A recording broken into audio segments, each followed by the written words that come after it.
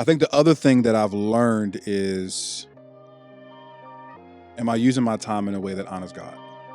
I think we talk about that everything we have is God's.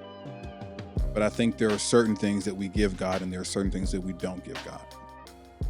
And I think when I look at how I spend my time, it's based upon who has God called me to be, what is the season that I'm in, and how is it that God wants me to spend my time with. Welcome, everybody, to the Dream Lifestyle Podcast. This is a place for motivational learning for ambitious people. In today's conversation, we are talking about how to master your time. Okay, we're mastering your time. And I have Mr. Strategist, probably one of the best strategists I know, but more importantly than that, he's someone I call a friend. I have Pastor Rashad Shabazz here with me today. How are you doing, sir? I'm doing well, sir. Thank you for having me. Of course, absolutely. Now, I believe you were the best person to have for a topic of mastering your time, simply because I believe, based on conversations, I'm certain that you have had these same type of conversations, that people need help with their time management. Mm-hmm. And some know it and they just don't know how, but others don't know it and they don't even know what they need to change or what they need to fix, right? And you being someone that I know and believe to be, I mean, you're very good with your time management. Like, that's just, there's no way to know you and not know you don't play with your time. So I'd love to hear from you just about how you look at time, how you handle time management and everything like that. Just because I believe there are a lot of things that people can take away from it and apply, as opposed to always it being like this high level, your time is your most valuable asset, which is true. Right. But I think people need to hear like how they actually apply it. So I'll start with just kicking off the conversation. How did you get to a place where you now really handle your time the way that you do? Like, how did you get to a place where you handle your time really well? Yeah, I think one important concept for me was that viewing time as a resource, and we have the responsibility of managing our resource as well. So I think I view time, energy, money, and relationships all in the same category. Okay. And so I think viewing it as a resource, and then from a leadership standpoint, the most important person I have to manage is myself. And the best way to manage myself is to manage my time, to manage my energy, to manage my relationships. So I think that was a big aha for me, is that it's something that can actually be managed well. And the results I see in my life is honestly based upon how I spend my time. So I actually use the terminology of spending my time. So it's recognizing I have 168 hours. I'm going to sleep X amount of hours. I'm going to work X amount of hours. How am I going to spend my time? Because if I spend my time well, that'll lead to money. That'll lead to fulfilling relationships, so on and so forth. So it's that spending my time. It's interesting to sit down with people and actually have them, because the big conversation is, oh, I don't have enough time. Yes. And it's like, no, you have enough time.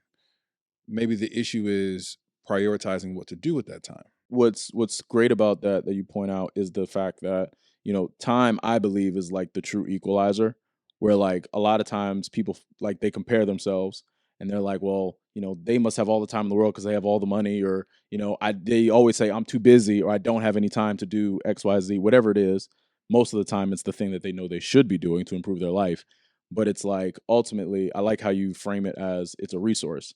And because it's a resource, and in your answer, you spoke to how you first had to recognize, okay, I take ownership of my time.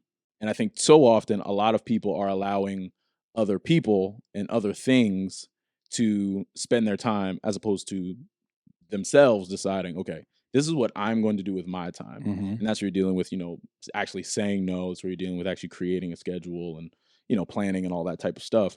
But I think what is so important, especially with what you said, and I like that you brought up leadership into that piece, because I think leadership absolutely ties into anyone's ability to manage their time. Because again, it just boils down to ownership. It boils down to, okay, I'm accountable for what I do. Now, yes, you can get into the mathematics of I have X amount of hours, I sleep X amount of time. And there are so many frameworks. Like I know, because I study this, and I know you have as well, where it's like, I think everyone has a whole bunch of different frameworks for how they handle their time. I've heard Ed Milet's 2 days in one. I've heard the 12-hour work week. I've heard, like, everyone has a framework, but I think ultimately and you spoke to this, it's like whatever gets you results, Mm-hmm. like do that. Mm-hmm. Right.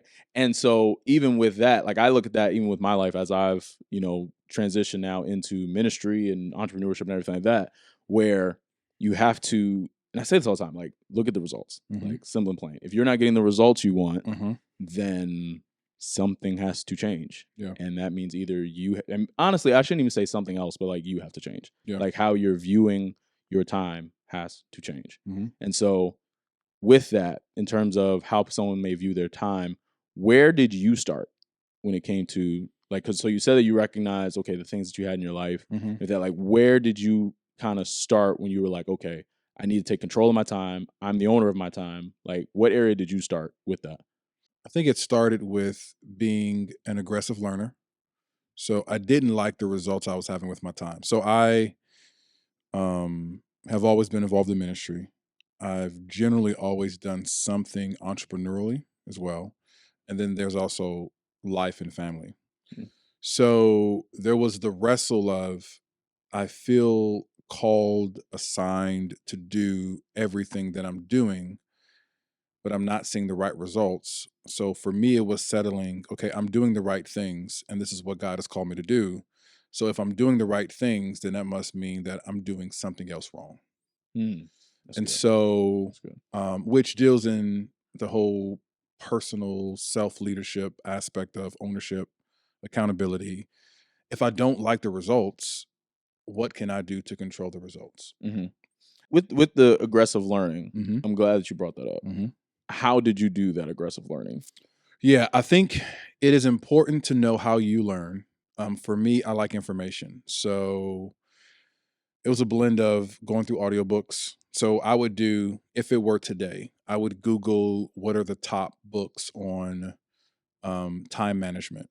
If you're looking for accountability, you need to check out the Dream Society. For $20 a month, you can join a community that will give you the support that you need and the accountability that you need to hit your goals every single week. And for $20 a month, it is the best investment that you will ever make in yourself. So I want you to go to dreamsociety.info right now to join, and let's get back to the episode. Or dealing with your time. And then I'll come across a thought like 50% of what we do is non-conscious. So that means 50% of so our habits kind of determine our results as well. Yeah. So that'll lead me to doing research about habits, and I'll come across atomic habits and things of that sort. Then from there, I'm looking at time, I'm looking at habits. Then I'll probably do something like So Good They Can't Ignore You, which talks about your career contribution.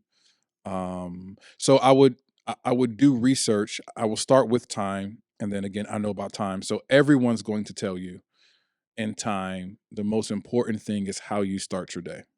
Yeah, 100%. So then I'll take that concept, and I've actually done a version of this, because the other idea in being an aggressive learner is you never stop learning. Mm-hmm. So there's a version of this that I learned, and as being a pastor, an entrepreneur, and a husband, uncle, all those kind of things. And then now that I enter into this new season, I'm revisiting old ideas, but now it's a completely different context. Yeah. So for me, I'm now revisiting a morning routine. And now that my new responsibility has me in the office for 45 hours, how do I still have the same productivity as when I didn't have to be in the office? Recognizing that sometimes you don't need new information, you just need to know how to apply what you already know. That's good. So it would lead me to a morning routine. Mm-hmm. And you have the miracle morning, which gives you the concept of savors, that you start off with silence, then you do affirmation, then you do visualization, then you exercise, and then you read, and then describe or you write. Yeah, journaling and stuff. Yeah. Yeah. But then also you can look at the perfect day formula, which has a similar version, but they're all telling you in the morning, you need time with God or silence, meditation, Mm-hmm. whatever. You need to control the language. That's good. So affirmation. So like, Mm-hmm. what am I thinking about? What am I saying about myself? The whole idea of visualization for a believer is, what am I seeing? So for me, I pray through my day. Mm-hmm. So I know I got this meeting, that meeting. This meeting's going to be great. I want to close a deal, or if it's a business, I pray about that. If it's a tough conversation, if it's an encouraging conversation, actually praying through it, which then helps me spiritually, because a lot of times the anxiety of decisions happens because I live, this is kind of off topic, but I live by the mantra of expect the best, but prepare for the worst. I agree with that. So if I've prayed through what's going to happen in my day, when I'm in the moment, the emotions have already been dealt with. Yes. So because the emotions have been dealt with, it's easier for me to discern what's the right thing for me. Exercise, which deals with health, reading, which deals with education. So I've read enough books, even something like Atomic Habits talks about your morning routine. Mm-hmm. So now that I have the information, I then go through the process of what's applicable for Rashad. Yeah. And so I think it's this understanding, then application, then is it actually working? Yeah. So that's the way I approach it. Get the information, look at context, because what works for me may not work for you. Right. Right. I've been married for 9 years. You're about to get married. Yeah. Right. But now I have an hour commute. So what I do with that hour, am I doing telephone calls? Like, you gotta find context. Right, you gotta find what you're doing. Yeah. So that learn, apply, does it work? Because sometimes we do learn and apply and we feel like we got to get it right. So then we change tactics because it's not working. And it's like, no, you just didn't give it enough time to see if it works for you. Agreed. And I think a lot of people, they miss that part of it. Like, because anyone can do the thing, but ultimately, like, if it doesn't get you a result, you have to change. You have to find what works for you. Like, I know for me, I'm just now actually trying to journal in the morning, which I'm still kind of like, I'm still in that testing phase to see if this is even my thing. But, and more so, and for me, it's not even necessarily journaling, because to add the spiritual aspect of it, because I believe there's a difference between like journaling and just writing down my thoughts. It's just what's in my brain versus I'm writing down something that God is telling me, writing down, thoughts of a scripture that God showed me. Like, I kind of, those are separate to me. And I'm journaling like based on what I'm reading in the Bible, based on whatever God's telling me. So it's not like I'm just like, oh, I feel this today. Like, that's not really where I'm at with it. But I know that for me, sitting down and journaling like my thoughts, that's not really going to do anything for me. At least currently today, based on results I'm seeing, I have no reason to try that out. But I love that you brought up the morning routine, just because I believe everyone should have some level of morning routine. And I think it's hilarious that there are some people that they don't want to wake up early, but even like what they define as early sometimes is hilarious. Like, you'll ask somebody like, hey, let's do something in the morning. All right, what time? How's 9 a.m.? Oh, that's early. 9 is early? Like, you know what I mean? It's like, especially if you're not around as many people that are up at 6 a.m., 5 a.m. So like, you're kind of like, am I wrong for saying 9 a.m.? Like, okay, because like I'm up and like I'm in like the middle of my day and it's 9 a.m., right? Right. But I think that's a whole topic in itself in terms of like people actually waking up and actually giving yourself more time, because sure, you need 8 hours of sleep, but that also doesn't mean you need to be sleeping till like 10 a.m. Well, typically the issue is not getting up early, it's going to bed early. Talk about it. So if I'm talking to somebody, I would just ask them, how bad do you want it? So we're currently in church in a season of 21 days of prayer. So it requires us to be at the church at 6 a.m. I currently live an hour away. So I was up this morning at 4:15. Get a 30-minute workout in, shower real quick, in the car by 5, right? So someone was asking me like, how do you do that? And I said, it's all about, what do you want? So the person was single. I said, if there was an attractive woman who you wanted to get to know, and she said, meet me at 6 a.m. for an hour. Yeah. But it's an hour drive. You go make that sacrifice. You're going to make it happen. So I think part of it is, do you have a big enough why that makes it worth going to bed early? I think even to add on to that, do you have a big enough why that would cause you to get out of your own way? Or along the same line, and I was going to say this earlier, is that causes you to be uncomfortable. Change requires being uncomfortable. 100%. And so in the process, I have to be okay being uncomfortable. And if I'm not okay with being uncomfortable, then it will always get in the way of my growth. Think about it. To become stronger, you have to be uncomfortable. Absolutely. And you got to be sore. You got to, do more, put on more weight, everything like that. If you actually want to get stronger, if you want to learn more, you got to find new mediums to learn. You got to read more. You got there always has to be more, whatever it is. If you want to grow your business, you're going to have to do more. You're going to have to deliver more, whether it's a product, a service, whatever. If you want to it's just more. And I think what gets missed a lot from people, at least what frustrates me when I see people, where it's like, there are a lot of people that want more. They want it, but they never are willing to do what it takes to get it. And for me, and maybe this is just my own thing, but I'm like, so then don't say that you want it. Like, you don't, like, you're saying one thing, but you're doing another. Yeah, no, I definitely think that's good. And I think it's two sides of the spectrum. Some folks try to do too much at one time.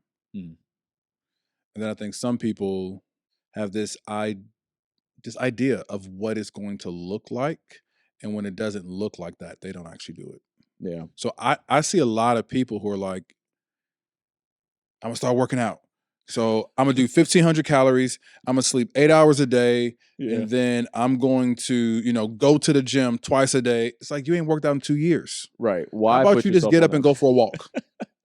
Right? Right. There's a book, There's a book, The Compound Effect, which talks about doing small things consistently over time will get you the results that you want. Agreed. So I think for a lot of people, where are you right now? If I was talking to somebody, I'd be like, where are you right now? Where do you want to be? What's one step you can take and commit to? Yeah. And commit, I think that's like the commitment piece. So it's better for you to take one step, commit to it. And for people with time, I would say just track your time. Yeah, but they'll say they don't have enough time to even do that. just track your time. Yeah. Which gets to the why though. Right? It does. So for example, I am in this new season, I've adjusted my sleep schedule.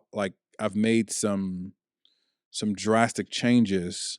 And I can say because I want to still hit my goals financially. I can say it's because I want to be efficient and feel better. But like when I say a big enough why, it's my wife and I don't have kids yet. So I want to see my grandkids. That's good. And I want to see them be adults. So that means I need to live another 40 to 50 years.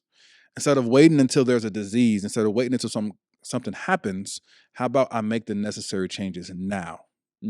So that's the why behind me getting up at 4:30 and working out, even though I don't want to, and not just roll out the bed and just drive to prayer. Or that's the why behind me saying, no, I'm not going to eat dessert all the time, right? So it's finding that why, because for me, like that's what it is now. Before it was, I want to pay off student loan. Yeah. Or I feel called to work in a profession, but I don't want a paycheck to define me. Yeah. So I think in every season it looks different. And I have to find that thing that's worth being uncomfortable for, because your comfort level will always be your ceiling. As you were talking, it made me think about how really with everything that we talked about, it's the importance of really blocking out time in your day, the morning routine, but then also having vision of whatever forward looks like, whatever the future looks like. And I think for most people that struggle with trying to find their why, I think their why might not necessarily be in their present. It might not. I think the easiest place for anyone to find their why is future. So like how you said, that your biggest why is you want to be there, right? You want to be alive. So, you need to be alive for another 40, 50 years. And that helps you design your today. And you're only able to do that because you take the time to self-reflect and think about, okay, this is what I want. And even bigger than that, right? Like just on a spiritual level, of course, this is what God wants me to do. This is where God is leading me to go. But also this is where he says I can go. Because I think there's a really cool tension between what God tells us to do, but he also gives us the freedom to be ambitious and say, well, you can have whatever it is. And like, again, it's funny with this topic of time management, just because these are the types of things that in terms of future, we will hoop and holler at church about the blessings and the prosperity and things like that. But when it actually comes time to actually map it out and execute on it and commit, like we said, there's a large population of people that basically fall back into bad habits. Mm-hmm. And I think even go back to when we talked about the habits piece, everyone has habits. Because there are some people that'll say, "Oh, no, I don't have any like habits." I don't have, and it's like, no, you have habits. They're just bad. Like you just have bad habits, and that means that you can change them. Or you haven't taken the time to even figure out what your habits are. Can I hit a couple hot things real quick? Absolutely. Number one, every Christian should be taking a Sabbath. Talk about it. You taught me that. I was you cannot ask God to bless what you're doing, but not do it the way God has commissioned or ordained it. Yeah. Like, I'm not going to go into preaching, but let's just talk about where Sabbath came from. The children of Israel have been slaves for over 300, 400 years. Mm-hmm. They came out, and one of the first things that God instituted is the fourth commandment. Do you know what you want to accomplish in the new year, whether it be personally or professionally? If you're trying to figure it out, I'm encouraging you to get your ticket to the Dreamer Symposium. This is going to be your space to get really clear on what you want to do, where you are, and you're going to leave with a practical success strategy. And there's going to be an accountability system for the entire year to make sure that you complete it, so that way you elevate your life. All you have to do to get your ticket is go to dreamersymposium.com right now so you can register. I want you to be there because I want you to level up. I want you to go to the next level in your life. I want you to level up in your finances, level up in your personal life, level up in your professional life, level up your overall level of being. And you have to go to the Dreamer Symposium to do that. So go to dreamersymposium.com, get your ticket. Now let's get back to the episode. So the first couple of commandments is about honoring God. Mm-hmm. The next one is about a Sabbath. And the whole premise behind a Sabbath is, up until this point, your value and your worth was based upon what you could produce. As a slave, it's purely based upon what you could produce. So the slave master is driving you 7 days a week. God is saying, now that you are my son and daughter, you have relational equity with me. You're the righteousness. You're not defined by what you do. You're defined by who you are. Yeah.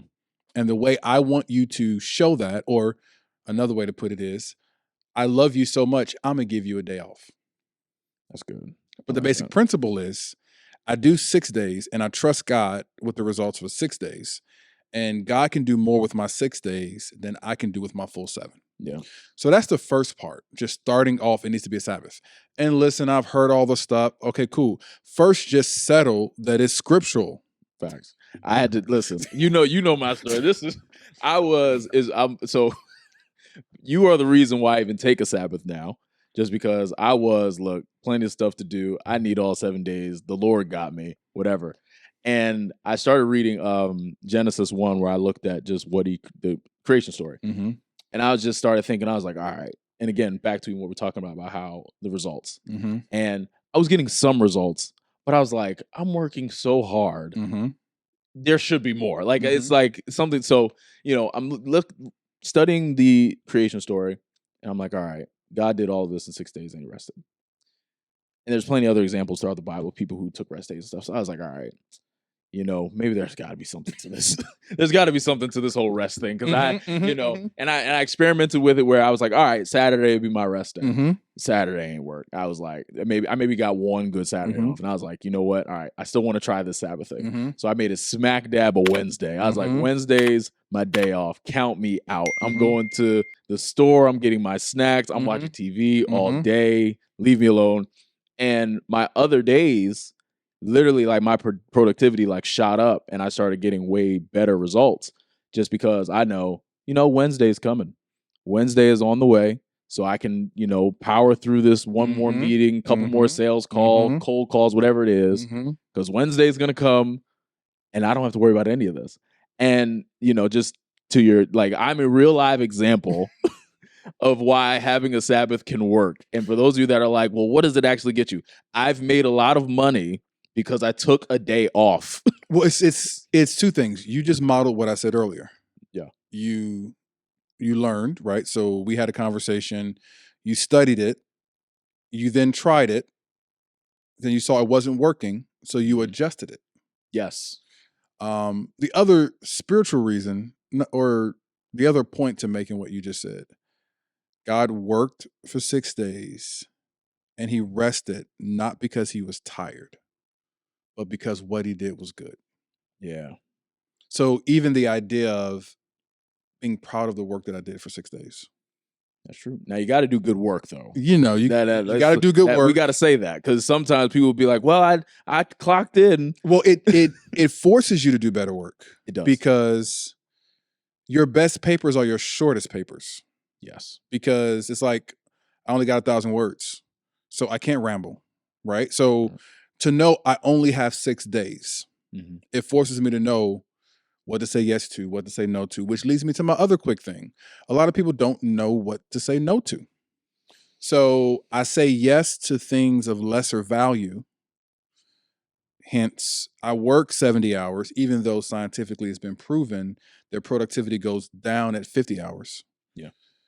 I say yes to more hours, but I say no to my family.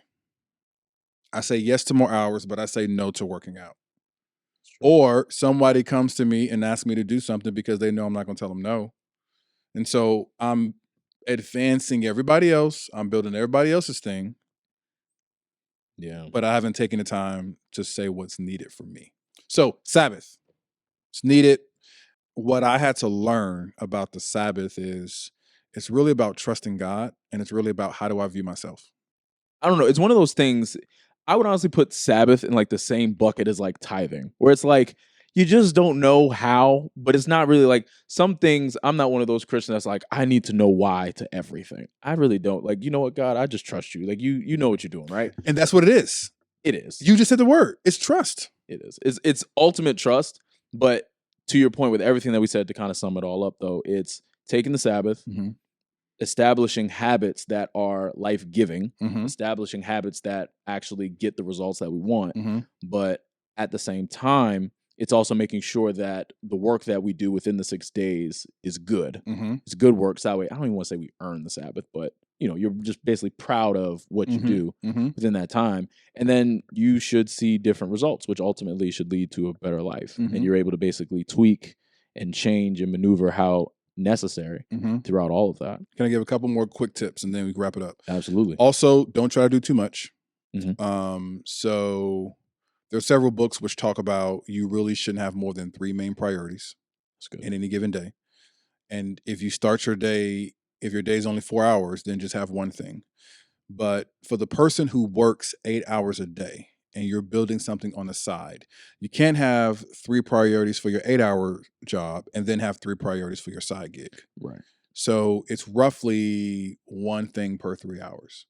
And it's better to get one thing done that's the most important thing every day than to go up and down. Yes. John Maxwell said, I believe, most people overestimate what they can do in a week and underestimate what they can do in a lifetime. That's good. So don't overpack your schedule. I think the other thing is intentionally schedule, and you'll get mad at me with this, but intentionally schedule play. Intentionally schedule time. Like, what do I do with my time off? Because again, if I'm working hard and I'm off, but I'm not really off or it doesn't refresh me, then I go back to work and I'm not refreshed. So with this Sabbath thing, the reason a 5-day work week works is because there's one day that I'm off that's truly God's. The purpose of a Sabbath is what's refreshing and what's worship. So don't be working what's refreshing, what's worship. But then the other day, I do the work that I don't get paid for. So I think, let me see, anything else time-wise? And then no, it's seasonal. Yeah. What your time looks like in different seasons look different, right? When I'm dating, it's different. When I'm engaged, it's different. When I'm married, it's different. When my kids are newborn, it's different. When empty nesters, is different. When I start a new job. So I think it can't be static. And to bring it all the way back in, that's why I look at how I'm spending my time. Yes. Because if I look at how I'm spending it, I can adjust it based upon the season. So like money, I start with what are the most important things. So, and this is my close. Y'all know, I'm a little preacher, so I'll give you like 3 closes. But here's the close. Every pastor got 3 closes. Here you go. So with your time, you do it based upon priority. So the first thing I schedule is my time with God. The next thing I schedule is my time with my wife. I'm taking notes. Then I figure out, what does Rashad need, right? And I do my wife before Rashad because my wife doesn't need a lot. We do a date night every week, and we got about 30 minutes to an hour where it's just undivided time with us. So because that's a priority, I figure that out first.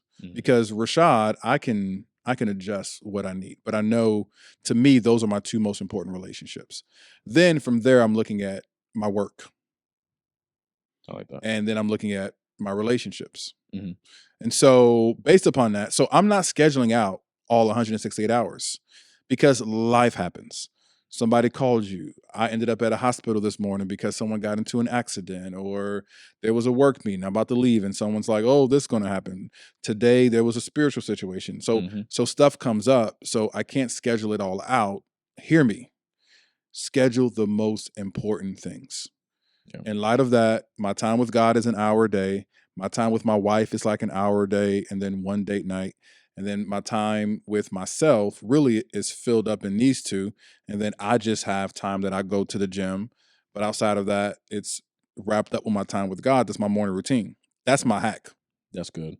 My morning routine is my time with God and my time with myself. Yes. Then after that, it's 40 hours a week of work. If I do extra 10 hours a week, then I have all this time that if this is right, it doesn't matter if I watch Netflix or watch basketball, because I've dealt with the most important things. Yeah. And I think that, to your point earlier, it just helps with completion.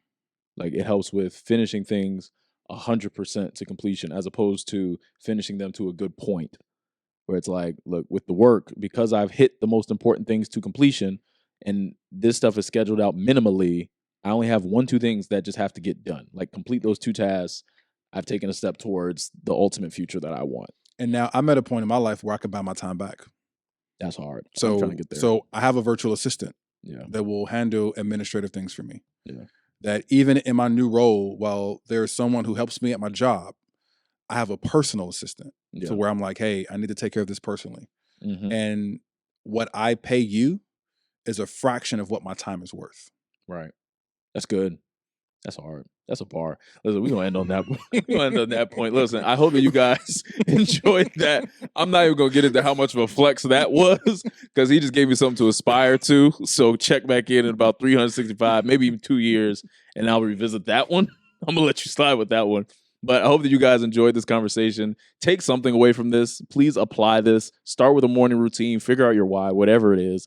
But make sure you apply and take action based on the information that you heard. If you guys haven't already, you guys know about the Dreamer Symposium that's happening December 16th. And that's basically your space to really get clear on what you want to accomplish in 2024. So basically turning your ambition into action. And I want you there. It's basically in the DC area. December 16th. The link is in the description below. I appreciate you guys so much. Listen, as you prepare for next week's episode, check out last week's episode. And always remember, your dream is possible as long as you're willing to work for it. See you guys next week.